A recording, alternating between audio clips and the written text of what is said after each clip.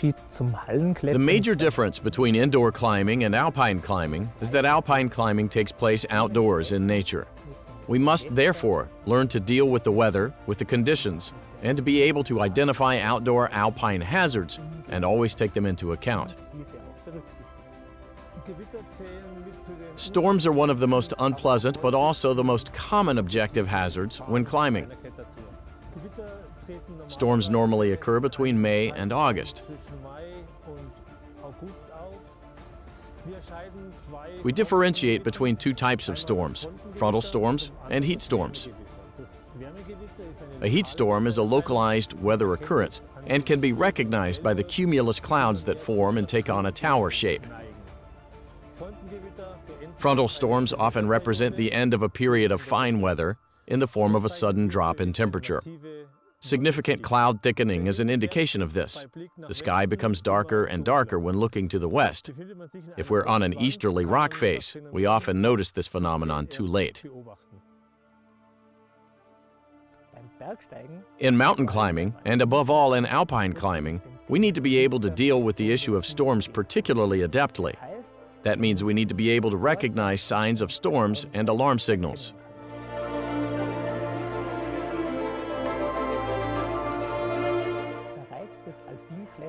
The particular attraction of alpine climbing is the variety.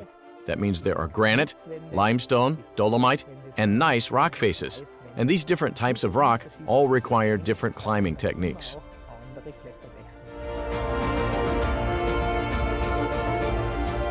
When planning a climb, I must think about whether the rock will be dry or not. After winter, it can be wet if snow left on strips of rock melts and disrupts our climbing route.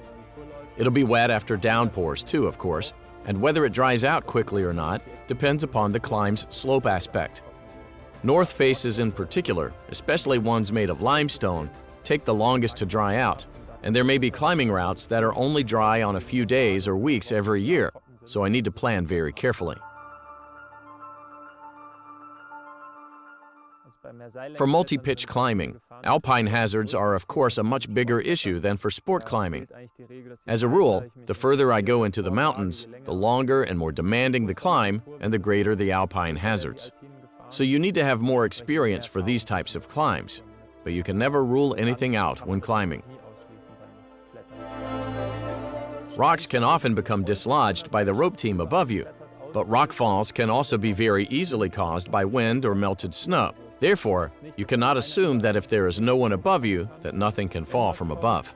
If rocks start falling, you should simply press yourself as close as possible to the rock face, tuck your head in, and the classic mistake you should avoid is looking up when someone above you shouts "rock" as a warning, as the rock could fall on your face. Instead, you should look down, and if it falls on you at all, then it will land on your helmet. Of course, there's not just a risk of falling during the climb itself, but also during the approach or descent.